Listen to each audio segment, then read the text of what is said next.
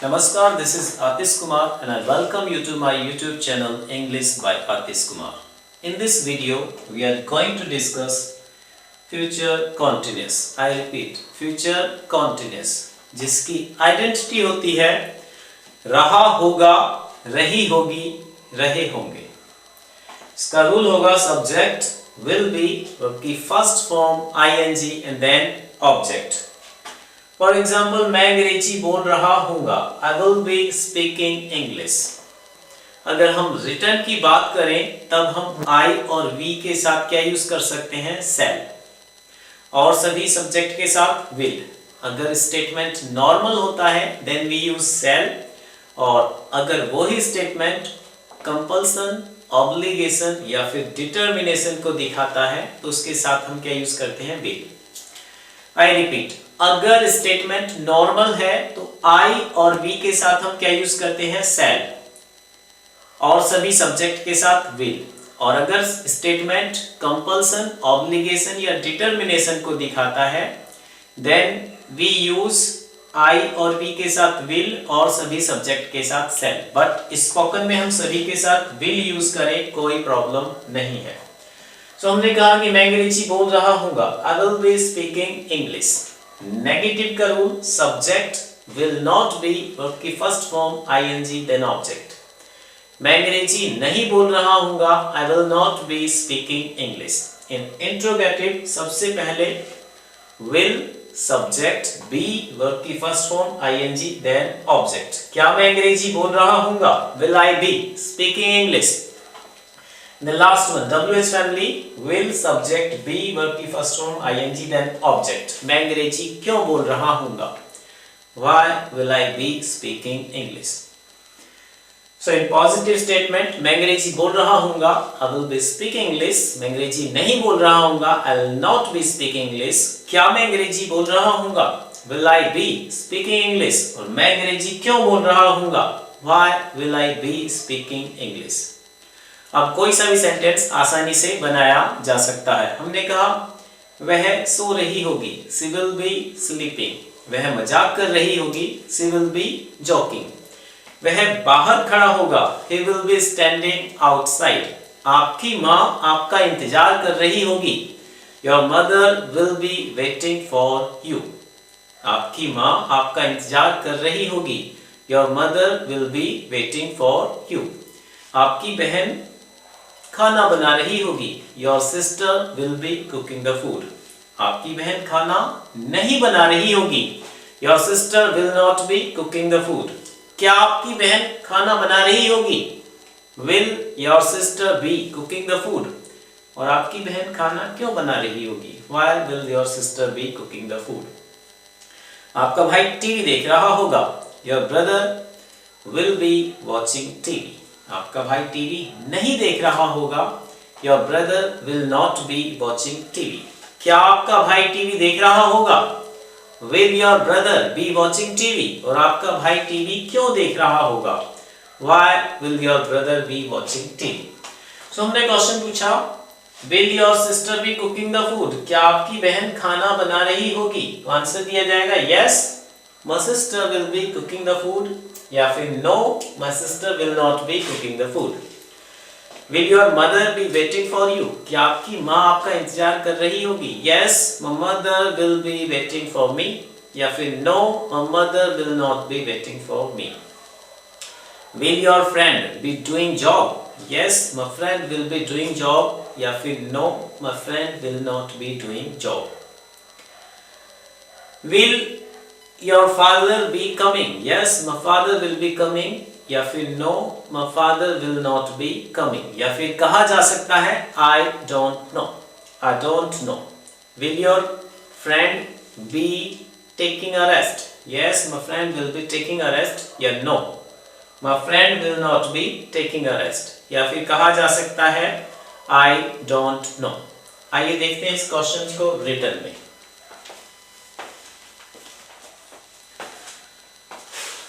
हमने क्वेश्चन पूछा will she be coming? क्या वह आ रही होगी, will she be coming? तो आंसर दिया जाएगा yes, she will be coming. या फिर no, she will not be coming. या फिर बोला जा सकता है I don't know. Will your mother be waiting for you? Yes, my mother will be waiting for me. या no, my mother will not be waiting for me. या फिर कहा जा सकता है I don't know. Will Salman Khan be taking a rest? Yes, Salman Khan will be taking a rest. या no, Salman Khan will not be taking a rest. या फिर कहा जा सकता है I don't know. Will your brother be playing cricket? क्या आपका भाई क्रिकेट खेल रहा होगा? Yes, my brother will be playing cricket. या फिर no, my brother will not be playing cricket. या फिर I don't know. Will your sister be listening songs? Yes, my sister will be listening songs. या फिर no, my sister will not be listening songs. या फिर कहा जा सकता है I don't know. आइए देखते हैं फ्यूचर कॉन्टिन्यूअस से कुछ सेंटेंसेस।